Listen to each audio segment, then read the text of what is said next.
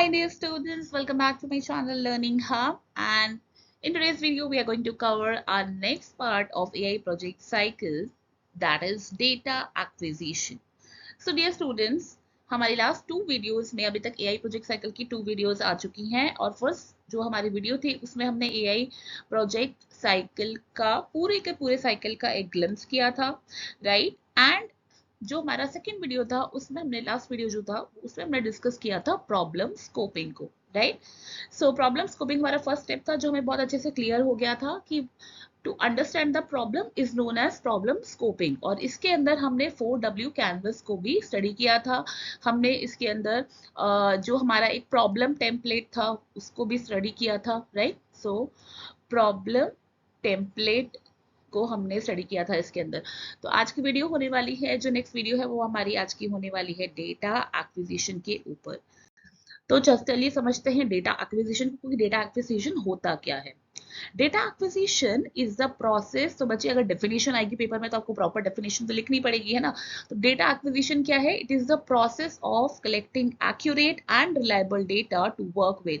Data can be in the format of the text, video, images, audio and so on, and it can be collected from various sources like in internet, this should be internet, journals, newspaper and so on. तो data acquisition क्या है? एक process of collecting the data. As I said, हमने first video में भी समझा था कि सबसे पहले आप प्रॉब्लम को समझोगे। जैसे कि मैंने उस टाइम पे एग्जांपल दिया था कि ग्रीटिंग कार्ड बनाना है आपको, ठीक है। तो ये आपने प्रॉब्लम स्कोपिंग कर लिया, अब डेटा कलेक्ट तो करोगे। ग्रीटिंग कार्ड बनाने के लिए आपको क्या क्या डेटा चाहिए? सो जो भी आपका मॉडल है उसको बनाने के लिए क्या क्या डेटा रिक्वायर्ड है उसको कलेक्ट करना। अब डेटा जो है वो अलग अलग फॉर्म में हो सकता है, वो टेक्स्ट भी हो सकता है, वो वीडियो भी हो सकता है, इमेजेस भी हो सकती है, और कहाँ कहाँ से कलेक्ट करेंगे ये हम आगे और डिटेल में करेंगे। तो this is known as data acquisition. अब डेटा एक्विजिशन में हमने बोला कि कलेक्शन ऑफ डेटा, तो हमें ये भी समझना है कि डेटा क्या होता है। डेटा क्या है? It is a collection of facts, statistics और information that is typically stored and processed by the computer। तो ये डेटा को हम कलेक्ट करते हैं और फिर उसके बाद हम उसको प्रोसेस करते हैं, इवन उसके बाद हम उसको एक्सप्लोर करते हैं। जो एआई प्रोजेक्ट साइकिल का इससे जो नेक्स्ट वीडियो आने वाला है, नेक्स्ट स्टेप जो हम डिस्कस करेंगे वो है डेटा एक्सप्लोरेशन। एक्सप्लोरेशन यानी कि पहले हम डेटा एक्विजिशन करेंगे, डेटा को कलेक्ट करेंगे, फिर उसके बाद उसको प्रोसेस करके एक्सप्लोर करेंगे कि कौन सा डेटा इंपॉर्टेंट है। So data can be structured and unstructured depending on how it is organized and represented। तो हमारे पास दो टाइप का डेटा होता है, स्ट्रक्चर्ड और अनस्ट्रक्चर्ड। चलिए स्ट्रक्चर्ड, एज आई सेड कि एक होता है स्ट्रक्चर्ड डेटा और एक होता है अनस्ट्रक्चर्ड। बट इसको पढ़ने से पहले हम एक चीज और पढ़ेंगे कि डेटा जो होता है और इंफॉर्मेशन, इसमें क्या डिफरेंस है। अभी तक आपको लगता था कि डेटा भी इंफॉर्मेशन ही होता है, right. But data is separate and information is separate. तो डेटा क्या होता है? डेटा एक रॉ होता है। बेसिकली अगर हम बोले तो डेटा रॉ होता है, alone it can never be significant। जैसे कि फॉर एग्जाम्पल, चलिए मैं एक एग्जाम्पल लेती, ठीक है। मैंने यहाँ पर लिखा राहुल, यहाँ पे लिखा मैंने रोहन, यहाँ पे लिखा 45, यहाँ पे लिखा 48, ठीक है। और यहाँ पे मैंने एक नंबर डाल दिया, कुछ कुछ कुछ कुछ ऐसे करके कुछ भी नंबर डाल दिया, ठीक है। अब ये सारा तो मेरे पास डेटा है, ठीक है, लेकिन मुझे नहीं पता कि राहुल, फॉर एग्जांपल ये मैंने मार्क्स डाले, ये मार्क्स डाले, ये फोन नंबर। अब हाउ आई विल एनालाइज कि राहुल का नंबर कौन सा है, राहुल के मार्क्स कितने हैं, ठीक है। ये सिर्फ एक डेटा है जो कि रॉ है, ठीक है। इसको जब तक मैं प्रोसेस नहीं करूंगी इट इज अनऑर्गेनाइज्ड, ठीक है। तो इसीलिए इसको मैं डेटा बोलती हूँ, बिकॉज ये रॉ फॉर्म में होता है, ठीक है। जब तक कि मैं रिकॉर्ड चेक करके ये नहीं चेक करूं कि राहुल के मार्क्स इतने आए हैं, राहुल का फोन नंबर ये है, तो अगर इसी डेटा को मैं इस तरीके से लिखूं, राहुल, ठीक है, 45 उसके मार्क्स है एंड ये उसका फोन नंबर है, ठीक है। तो ये मेरे पास जो मैंने ये लिखा, ये मेरी बन गई इंफॉर्मेशन, राइट। तो इंफॉर्मेशन क्या होती है? Processed data. बेसिकली अगर मैं बोलूं, organised and presented context to make it useful is called information. यानी कि अगर मैं डेटा को प्रोसेस करके उसको एक यूजफुल फॉर्म में लेकर आती हूं तो वो हमारी क्या कहलाती है? That is called information. अब डेटा मैंने बोला कि हमेशा सिग्निफिकेंट, अब ये जो डेटा था ये मेरे किसी काम का नहीं था, लेकिन हाँ ये information is very useful for me, है ना। इन्फॉर्मेशन जो होती है वो एनालिसिस ऑफ डेटा के ऊपर बेस होती है, ठीक है। तो इन्फॉर्मेशन डेटा के ऊपर बेस होता है, और डेटा किसके ऊपर बेस होता है, जो हमारे रिकॉर्ड होते हैं, ऑब्जर्वेशन होते हैं, ठीक है। डेटा अनऑर्गेनाइज होता है, वेयर एज जो इन्फॉर्मेशन होती है वो हमेशा डेटा के ऊपर डिपेंड करती है, और ऑर्गेनाइज तो होती ही है, right. So organised data is called information. अब हमने बात करी थी कि डेटा दो फॉर्म में होता है, एक होता है स्ट्रक्चर्ड फॉर्म और एक होता है अनस्ट्रक्चर्ड फॉर्म। अब ये जो स्ट्रक्चर्ड डेटा होता है इसको हम क्वांटिटेटिव डेटा भी बोल सकते हैं। वैसे ही unstructured data is also called qualitative data, ठीक है। अब क्वांटिटेटिव डेटा और क्वालिटेटिव डेटा ये क्या होता है। क्वांटिटेटिव, जैसे आपको नाम से पता चल रहा है कि यहाँ पे क्वांटिटी है, जैसे मैंने बोला किसी की एज है, ठीक है। तो एज जो है it will be in years, maybe I say age 30 years, तो ये एक क्वांटिटी है, ठीक है। लेकिन अगर मैंने कोई ऑडियो फाइल प्ले कर रही हूँ, ठीक है, तो ऑडियो फाइल की कोई पर्टिकुलर हाँ लिमिट वो तो होगा, टाइम ड्यूरेशन तो होगा ऑडियो फाइल का, लेकिन audio file is not quantitative, it is qualitative, ठीक है। इमेज फाइल है, वीडियो की आप क्वालिटी देखते हो, राइट। सो इमेज होती है तो इमेज की आप क्वालिटी देखते हो, ठीक है। वहां पे नंबर्स की फॉर्म में डेटा नहीं होता। बेसिकली अगर मैं बोलूं तो क्वांटिटेटिव डेटा मींस जो नंबर की फॉर्म में होता है, ठीक है। नंबर की फॉर्म में होता है यानी ज्यादा ऑर्गेनाइज होता है, ठीक है। अनस्ट्रक्चर्ड डेटा जो होता है वो नंबर की फॉर्म में नहीं होता, it is a qualitative data. And अगर मैं कंपेयर करूं तो ऑब्वियसली स्ट्रक्चर्ड डेटा से वो देखा जाए तो कम जो है ऑर्गेनाइज होता है, right. So structure data is organised, ठीक है, ये ज्यादा ऑर्गेनाइज रहता है क्योंकि इसमें प्रॉपर नंबर्स होते हैं हमारे पास, और ये अनऑर्गेनाइज्ड होता है, ठीक है। तो यही चीज हम यहाँ पर पढ़ रहे हैं कि structured data is highly organised and follows a specific format. Typically जैसे मैं अगर बोलूं कि एज बतानी है किसी पर्सन की, तो हर किसी पर्सन की एज एक इंटीजर में ही होगी ना, चाहे वो 30 ईयर्स हो, चाहे 58 ईयर्स हो, चाहे 40 ईयर्स हो। यानी कि वो वेल डिफाइंड होता है, well defined schema, it consist clearly defined fields and is stored in database और स्प्रेडशीट। ऑब्वियसली जो आपका न्यूमेरिक डेटा होता है उसको आप स्प्रेडशीट में या डेटाबेस में कहीं आप स्टोर कर सकते हो properly. Each piece of information of structure data is categorise and label. जैसे कि मैंने इसको कैटेगराइज कर दिया कि ये एज है, ठीक है। किसी का आधार नंबर है तो वो भी न्यूमेरिक डेटा है, वो 10 डिजिट का होगा, ठीक है, सॉरी 12 डिजिट का होगा, 10 डिजिट वॉटेवर। तो इस तरीके से हम उसको कैटेगराइज कर सकते हैं, एनालाइज कर सकते हैं, ठीक है। एग्जाम्पल ऑफ स्ट्रक्चर डेटा बता ही दिया कि न्यूमेरिकल डेटा होता है, कैटेगोरिकल डेटा होता है, and time series data. Structure data is commonly use in traditional statistics analysis and machine learning algorithm that is well defined input, यानी कि वेल डिफाइंड होता है। Data that is collected from a known method can be neatly arrange, यानी कि structure data को हम properly arrange कर सकते हैं क्योंकि न्यूमेरिक फॉर्म में होता है, ठीक है। ऐसी अनस्ट्रक्चर्ड डेटा की अगर बात करें तो अनस्ट्रक्चर्ड डेटा, जैसे मैंने बोला मेरे पास कोई फोटो है जी, ठीक है, या फिर मेरे पास कोई वीडियो है, मैं उसको क्या ऑर्गेनाइज बहुत प्रॉपरली नहीं कर सकती। It lacks a specific organisation और format, it does not fit neatly into predefined categories और field. Unstructured data is often human generated and include is text document, email, social media post, multimedia content। multimedia content क्या होता है, चाहे वो photo हो, audio हो, video हो, ये सब हमारा मल्टीमीडिया कंटेंट होता है। Then we have web pages and more. This type of data is typically large in volume and may contain valuable insights, but it require advanced technique for analysis and interpretation। यानी कि यहाँ पे अगर मैं बात करूँ कि इसको एनालाइज करने के लिए मुझे एडवांस टेक्निक चाहिए। मेरे पास नंबर डेटा है, सबकी एज को मुझे असेंडिंग ऑर्डर में लगाना है, बहुत इजीली लगा सकती हूँ, ठीक है। लेकिन हर एक अगर मेरे पास बहुत सारी वीडियोस है, इमेजेस है, उनको किस बेसिस पे कैटेगराइज कर सकती हूँ, है ना। उसके लिए मुझे एडवांस टेक्निक चाहिए। जैसे कि अगर बहुत सारे सॉन्ग्स है मेरे पास, ठीक है, तो एनएलपी क्या है, NLP is natural language processing. अब उसको कैटेगराइज करूंगी कि भाई ये हिंदी का सॉन्ग है, ये इंग्लिश सॉन्ग है, ये पंजाबी सॉन्ग है, तो उसके लिए मुझे किसकी जरूरत पड़ेगी, एनएलपी की। इसको डिटेल में हम बाद में पढ़ेंगे, बट एनएलपी आप ये समझ सकते हो कि एनएलपी है कि कंप्यूटर अगर मेरी लैंग्वेज को समझ रहा है, जैसे कि मैं वर्चुअल असिस्टेंट की बात करूं, जैसे हमारे पास सीरी है, ठीक है, एप्पल फोन में सीरी होती है, आपका गूगल असिस्टेंट होता है, कोटाना होती है, ठीक है, आप उसको वॉइस कमांड देते हो, ठीक है, और वो प्रोसेस करती है, तो उसको हम एनएलपी बोलते हैं। वैसे हमारे पास कंप्यूटर विजन होता है, and audio processing are some of the AI techniques used to extract information from the unstructured data, यानी कि अनस्ट्रक्चर्ड डेटा का कोई प्री डिफाइंड फॉर्मेट नहीं होता, कोई ऑर्गेनाइजेशन नहीं होती, तो उसकी एनालिसिस मुश्किल होती है। इसको एनालाइज करने के लिए हमें मुश्किल होता है बट इम्पॉसिबल नहीं होता।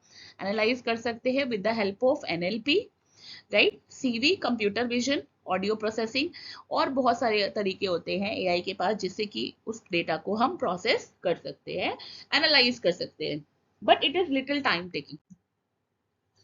ठीक है, अब एक तो हमने स्ट्रक्चर्ड अनस्ट्रक्चर्ड डेटा तो कर ही लिया, लेकिन जब हम एक मॉडल बना रहे हैं, ठीक है, एक मॉडल बना रहे हैं, एक सॉफ्टवेयर बना रहे हैं, कुछ भी बना रहे हैं, तो चाहे वो ग्रीटिंग कार्ड है, जो भी है, वॉट एवर, हम कुछ भी एग्जाम्पल ले सकते हैं। वहां पर डेटा कैटेगराइज किया जाता है दो टाइप से, training data and testing data. ठीक है, ट्रेनिंग डेटा क्या होता है, ठीक है, जैसे कि मैं training data means in AI project cycle it is basically fit the parameter of the project for the model. In training data output is available to the model. ठीक है, और अच्छा, अभी हम इसकी डेफिनेशन पढ़ लेते हैं, एग्जांपल की हेल्प से इसको समझेंगे। Testing data means it is used to check the performance of an AI model. In testing data, data is not seen for which the prediction have to be made.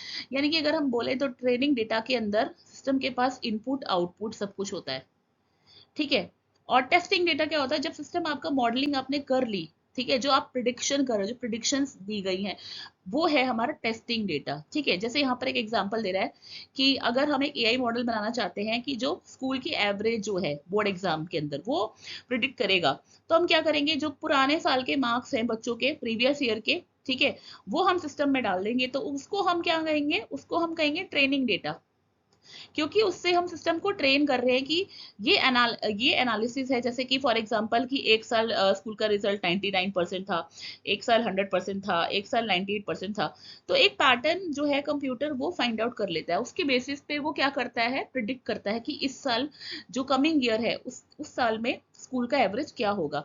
तो जब हम इसको test कर रहे हैं, ठीक है, तो हम एक डेटा सेट डालते हैं उस टाइम पे टेस्ट करने की कि अगर ये मार्क्स है तो क्या एवरेज, स्कूल का एवरेज क्या रहेगा। तो ये जो टाइप का डेटा होता है ये टेस्टिंग डेटा, यानी कि जब मॉडल आप बना रहे हो, डिफाइन कर रहे हो, उसके अंदर इनपुट डाल रहे हो, वो आपका ट्रेनिंग डेटा है जिसपे आपने उसको ट्रेन किया है। ठीक है, टेस्टिंग डेटा मींस जब आप मॉडल को टेस्ट कर रहे हो, उससे प्रेडिक्शंस निकाल के ला रहे हो, that data is called the testing data. जैसे यहाँ पर एक और एग्जांपल दिया है कि आप किसी एम्प्लॉयज की सैलरी को प्रिडिक्ट करना चाहते हो based on the previous salary. ठीक है, तो जो प्रीवियस सैलरी होगी, वो प्रीवियस सैलरी जो होगी वो क्या हो जाएंगी, आपकी ट्रेनिंग डेटा, और जो नेक्स्ट सैलरी प्रिडिक्शन होगी, डेटा सेट जो प्रिडिक्ट होगी सैलरी, प्रिडिक्शन डेटा होगा, वो होगा आपका टेस्टिंग डेटा।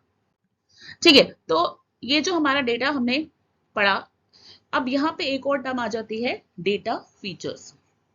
ठीक है, ट्रेनिंग डेटा पढ़ लिया, टेस्टिंग डेटा पढ़ लिया, डेटा फीचर्स क्या होता है। डेटा फीचर्स बेसिकली क्या है कि आप किस टाइप का डेटा कलेक्ट कर रहे हो।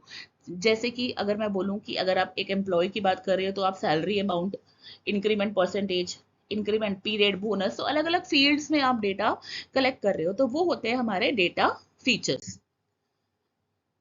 तो जो हमारे डेटा एक्विजिशन स्टेज है, बहुत बहुत इंपॉर्टेंट स्टेज जहां पे हम डेटा कलेक्ट करें, it's very very important that the data we provide to AI project is relevant. अब जब आप ट्रेन कर रहे हो अपनी मशीन को, तो अगर आप ट्रेनिंग में ही डेटा रॉन्ग फीड करोगे, तो आपका ऑब्वियसली प्रिडिक्शन तो रॉन्ग ही आएगा, है ना।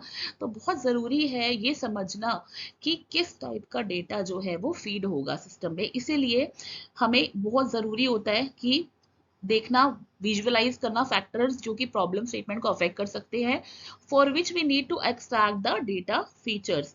We need to find out the parameters which will affect the problem statement directly और इनडायरेक्टली। हमें हर एक पैरामीटर पता होना चाहिए जिससे प्रॉब्लम डायरेक्टली या इनडायरेक्टली किसी भी तरीके से अफेक्ट हो सकती है। तो डेटा फीचर का मतलब ऑब्वियसली क्या हुआ, किस टाइप का डेटा आप कलेक्ट करना चाहते हो। जैसे कि हमने एग्जाम्पल लिया था कि स्कूल का एवरेज निकालने के लिए हमें क्या क्या चाहिए होगा, सब्जेक्ट एवरेज चाहिए होगा, कितने स्टूडेंट एग्जाम दे रहे हैं, थ्योरी कितना है, प्रैक्टिकल डिस्ट्रीब्यूशन कितना है, ये सारे डिटेल्स हमें चाहिए अगर मुझे प्रिडिक्शन प्रॉपर करना है, then I need all these data features. ठीक है, अब हमने डेटा फीचर्स की बात तो कर ली, लेकिन ये डेटा फीचर्स आएगा कहाँ से, है ना।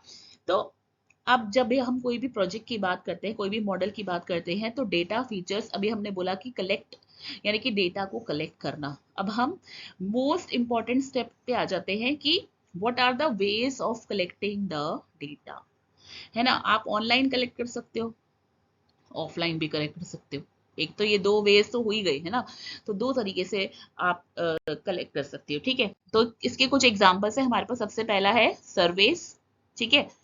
Sarves is one of the method. Survey आपको पता ही है, ऑनलाइन आजकल तो ऑनलाइन सर्वे होते हैं। आप किसी भी रेस्टोरेंट में भी जाते हो तो आपने देखा होगा एक इस तरीके से आपके पास फीडबैक आ जाता है, या फिर आप कोई कॉल भी करते हो कस्टमर केयर पर, फीडबैक आ जाता है।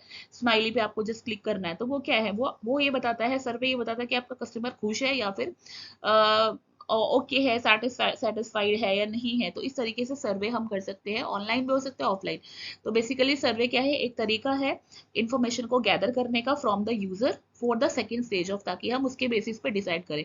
जैसे मेरा एक ग्रोसरी स्टोर है, वहां पे 90% ऑफ जो कस्टमर है वो राइस से खुश नहीं है, ठीक है। यानी कि राइस की क्वालिटी में कुछ प्रॉब्लम होगी। तो सर्वे के बेस पे मैं ये डिसाइड कर सकती हूँ कि मुझे अपने मॉडल में क्या चेंज करना है या क्या इंप्रूवमेंट लानी है ना। तो सर्वे is a method of gathering specific information from a sample of people. For example, census survey, ठीक है। पॉपुलेशन को कैलकुलेट करने के लिए, पॉपुलेशन एनालाइज करने के लिए हर साल सेंसस सर्वे होता है ना, इंडिया में या किसी भी अलग और कंट्रीज में भी।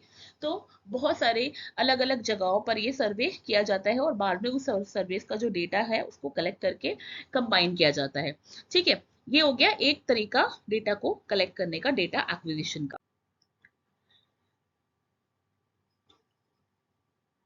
ओके, अब नेक्स्ट मेथड जो है वो है हमारा वेब स्क्रैपिंग, ठीक है। अब वेब स्क्रैपिंग क्या है जी? नॉर्मली स्क्रैपिंग क्या होता है, जो भी हमारे पास वेस्ट होता है, कुछ भी होता है, उसमें से कुछ कुछ इंपॉर्टेंट चीजें जो हमारे काम की होती है वो कलेक्ट करते हैं, ठीक है। तो इसी तरीके से वेब स्क्रैपिंग क्या है, collecting the data from the web using some technologies, ठीक है। तो बहुत सारे एल्गोरिदम्स होते हैं, प्रोग्राम्स होते हैं, जिसके बेसिस पे आप डेटा कलेक्ट कर सकते हो फ्रॉम द इंटरनेट, ठीक है। अब जैसे आपको कोई फोन है, आप कैसे मॉनिटर, क्या क्या मॉनिटर करते हो, किसी चीजों के प्राइस को मॉनिटर कर लेते हो या न्यूज मॉनिटर करते हो, ठीक है। इस तरीके से चीजों को मॉनिटर करना या फिर इंफॉर्मेशन जो है वो वेब से निकालना, इसको हम क्या बोलते हैं, it is called web scraping. For example using Python programming, ठीक है। प्रोग्रामिंग तो बोले, पाइथन प्रोग्रामिंग यूज करके we can do web scraping using beautiful soup in Python, ठीक है। अब आप सोचो कि ब्यूटीफुल सोप क्या है जी? ब्यूटीफुल सोप जो है वो एक पैकेज होता है पाइथन में, जिसकी हेल्प से आप क्या कर सकते हो, डेटा कलेक्शन कर सकते हो। बच्चे, बट आपको इसके डिटेल में जाने की जरूरत नहीं है अभी, क्योंकि ये आपके सिलेबस के स्कोप से बहुत ज्यादा बाहर है, अभी आपके लेवल पे नहीं है, हमें जरूरत है इसको यूज करने की। But in my upcoming video जब हम पाइथन प्रोग्रामिंग सीखेंगे, then we are going to learn this as well, ठीक है। तो अभी के लिए आप ये समझ सकते हो कि ब्यूटीफुल सूप जो है, it is it is not soup, basically it is beautiful soap, ठीक है। तो ब्यूटीफुल सोप एक पैकेज होता है पाइथन में, जिसकी हेल्प से हम क्या कर सकते हैं, डेटा कलेक्ट कर सकते हैं इंटरनेट पे। नेक्स्ट आ जाता है सेंसर्स। सेंसर आपको पता ही है क्या होता है, जगह जगह पे हमारे जैसे कि फायर अलार्म लगा होता है, फायर, ठीक है, स्मोक डिटेक्टर्स लगे होते हैं, ठीक है। अलग अलग टाइप के सेंसर्स होते हैं। आजकल आपके स्मार्ट वॉचेस होती है, उसमें भी सेंसर लगे होते हैं, जिससे कि ऑटोमेटिकली डिटेक्ट कर लेती है कि आपने कितने स्टेप्स चले आज, राइट, कि आज के दिन में आप कितने स्टेप्स चले हो। तो ये आपकी स्मार्ट वॉचेस, तो इस तरीके से क्या है, आपका डेटा भी तो कलेक्ट हो रहा है ना। ऐसी स्मार्ट फायर आपकी जो हार्ट रेट है, हार्ट रेट भी उसको भी डिटेक्ट कर लेता है वो, राइट, जो आपके स्मार्ट वॉचेस होते हैं। तो अगर देखा जाए तो smart watches is also collecting your data on day to day basis, की आपकी हेल्थ को भी वो एनालाइज कर सकता है based on your data, based on your activities, right. So we have automatically detect the wire and starts the alarm. तो यहाँ पे हम बात करें स्मार्ट फायर अलार्म की, जो कि स्मोक डिटेक्ट कर लेता है, और जैसे ही आपको वो फायर डिटेक्ट करता है, it starts the alarm. So how does it happen?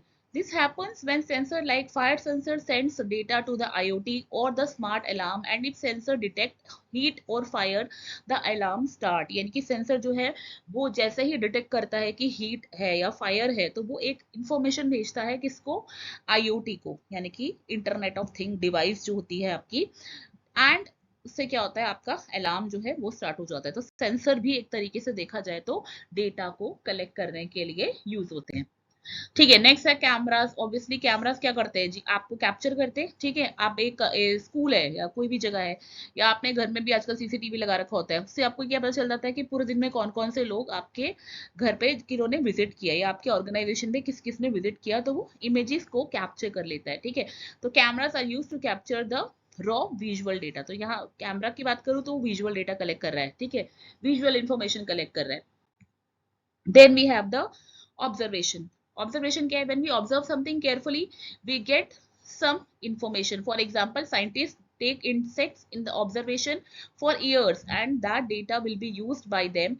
So this is called a data source. ठीक है, कि किसी इंसेक्ट को लेते हैं और उसको ऑब्जर्व करते हैं काफी सालों तक कि क्या क्या चेंजेस आते हैं। तो ऑब्जर्वेशन, अगर हम किसी चीज को डेली ऑब्जर्व करें, कोई प्लांट ही है आपके घर पे, आपको डेली ऑब्जर्व करते हो, तो आपको पता चलता है कि क्या चेंजेस आ रहे हैं उसमें। तो ऑब्जर्वेशन से भी आप डेटा को कलेक्ट कर सकते हो, लेकिन ऑब्जर्वेशन जो है वो क्या है, एक टाइम कंज्यूमिंग डेटा सोर्स है। अगर आपको ऑब्जर्वेशन के थ्रू कलेक्ट करना है, तो अगर आप, मैं बोलूँ एक प्लांट को आप ऑब्जर्वेशन से बताओ कि ये प्लांट जो है इसका लाइफ स्पैन कितना है, तो ऑब्वियसली आपको डेली उसको ऑब्जर्व करना पड़ेगा, कितना वाटर रिक्वायर्ड है, कितना हीट रिक्वायर्ड है। You have to you know give a lot of time, so it is a time consuming task. Observation is a time consuming data source.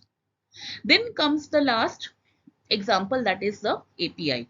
अब API क्या होता है? API is application programming interface. Basically API क्या है, अगर मैं इसको easy language में समझाऊं तो easy is like a messenger. ठीक है, जैसे कि आप एक रेस्टोरेंट में जाते हो, ठीक है, आपको खाना ऑर्डर करना, आप क्या करते हो, मेन्यू उठाते हो और वेटर को आप बोलते हो कि you ask the waiter to order and then waiter gives the order to the main kitchen. अब ऐसा तो नहीं है कि आप डायरेक्टली कुक के पास चले जाते हो, है ना, किचन में, और आप उनको बोलते हो कि जी हमें ये खाना चाहिए। नहीं, ऐसा नहीं होता। आप वेटर को ऑर्डर देते हो और वेटर जो है वो किचन एरिया में जाता है। तो वेटर यहाँ पर क्या हुआ, एक मैसेंजर, जो कि एक मैसेज का रिक्वेस्ट लेता है और किचन को बोलता है कि आपको ये चाहिए। ठीक है, वैसे ही API is like a messenger which take request from you and then tell the system, यानी कि वो आपसे रिक्वेस्ट लेता है और आपको रिस्पॉन्स देता है। ठीक है, कि जो भी आपका इनपुट है, आपको आपको इनपुट में कुछ भी चाहिए, ठीक है, you want anything, you give the message and messenger जो है वो आपकी रिक्वेस्ट भेजेगा और फिर आपको रिस्पॉन्स देगा। ठीक है, now the response which it takes can be in JSON format और अदर फॉर्मेट्स। अलग अलग तरीके के फॉर्मेट होते हैं, बहुत ज्यादा डिटेल में आपको जानने की जरूरत है, तो अलग अलग तरीके के फॉर्मेट के अंदर वो डेटा स्टोर करता है। अब मैंने जेसन बोला तो आप थोड़े से कंफ्यूज होगी कि जेसन क्या होता है। जेसन क्या है, बेसिकली स्ट्रक्चर्ड डेटा को स्टोर करने का एक तरीका है। इसका एक एग्जांपल मैं आपको यहाँ पर दिखा सकती हूँ। ठीक है, ये एक जेसन का फॉर्मेट है बेसिकली। अगर आप इसको बहुत ध्यान से थोड़ा सा पढ़ो तो आपको ये समझ में आ जाएगा कि अगर आप ये देखो ट्रैक आईडी, पर्सन की ट्रैक आईडी दी हुई है, रिपोर्टेड लॉन्गिट्यूड लैटिट्यूड, यहाँ पर सेम चीज, track ID, reported longitude latitude. तो इस तरीके से अलग अलग लोगों का डेटा हो सकता है ये, जो कि एक प्रॉपर, देखो एक प्रॉपर ब्रैकेट में ब्रेसेस के अंदर डाला हुआ है, यानी कि प्रॉपरली उसको स्ट्रक्चर्ड तरीके से स्टोर किया गया है। ठीक है, तो ये एक जेसन फॉर्मेट है। इसी तरीके से बहुत सारे फॉर्मेट होते हैं जिसके अंदर डेटा को हम स्टोर कर सकते हैं। ठीक है, तो ये हो गया हमारा डेटा एक्विजिशन के डिफरेंट तरीके। ठीक है, हमने इसमें बहुत सारे मेथड पढ़ लिए। हमने इसमें पढ़ लिया कि हम सर्वे कर सकते हैं, ठीक है, हम इसमें ऑब्जर्वेशन कर सकते हैं, ठीक है, हम वेब स्क्रैपिंग कर सकते हैं। ठीक है, इस तरीके से we can use so many ways to collect the data. जरूरी नहीं कि जो हमने मेथड्स पढ़े वही मेथड्स है, उसके अलावा भी बहुत सारे मेथड है जो कि हम यूज कर सकते हैं डेटा को कलेक्ट करने के लिए। So with this we finish with the data acquisition, and in the next video we are going to study about the data exploration techniques। यानी कि नेक्स्ट वीडियो में हम क्या पढ़ने वाले हैं, डेटा एक्सप्लोरेशन टेक्निक, के डेटा को एक्सप्लोर कैसे किया जाता है। जो हमारा डेटा हमने एक्वायर किया है डेटा एक्विजिशन में, उसमें से कौन सा डेटा इंपॉर्टेंट है, कौन सा डेटा नहीं इंपॉर्टेंट है, कौन सा हमें चाहिए, ये हम किस में करते हैं, डेटा एक्सप्लोरेशन स्टेज में। ठीक है बेटा, so thank you so much. And next video से पहले I would like to thank you all for supporting my channel. And अगर आपने अभी भी सब्सक्राइब नहीं किया है, then subscribe to the channel and get the regular updates. Thank you so much for watching, take care.